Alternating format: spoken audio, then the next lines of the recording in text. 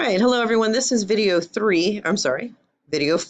in the setting up a OneNote notebook collection, if you will.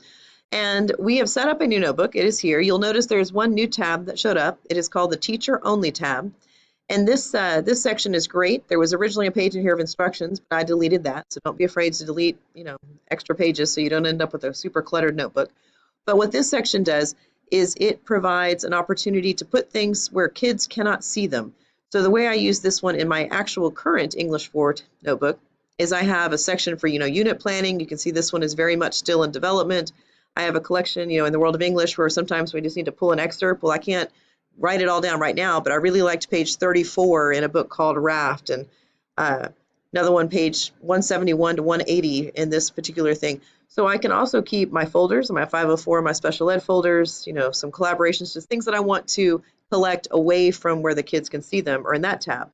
To set up that tab, though, you have to go to set up that tab, you have to go back into Microsoft Office, and you go to Class Notebook, and you have a choice to manage notebooks. And if you click on the manage notebooks, then there is a choice right here, teacher only section group. And you just, sorry, I have a lot of notebooks here. And then I just could enable that section by clicking on that button, and it will enable the section so that it is good to go. All right, but back here in our current notebook, that teacher section is waiting for me. I don't have to do a single thing with it yet.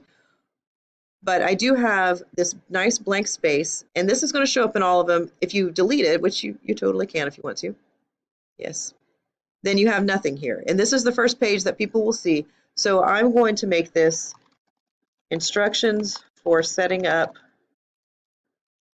OneNote classroom notebooks, and that's really long. So maybe I'll just say instructions for setting up OneNote, or maybe I'll just call it instructions, whatever. I can rename it whatever I want. I'll just call it instructions. And then what I could do is, just write whatever I want to on the page. And then later I can just link to all these different videos that I've set up so that if you're at school later and you're like, oh, what did I need to do? You can just click on them and look.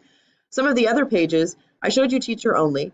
Content library is where you can create a bunch of different things that your students can see. They can't edit anything in the content library, but they can pull from it. So this is where we'll do most of our notebook development.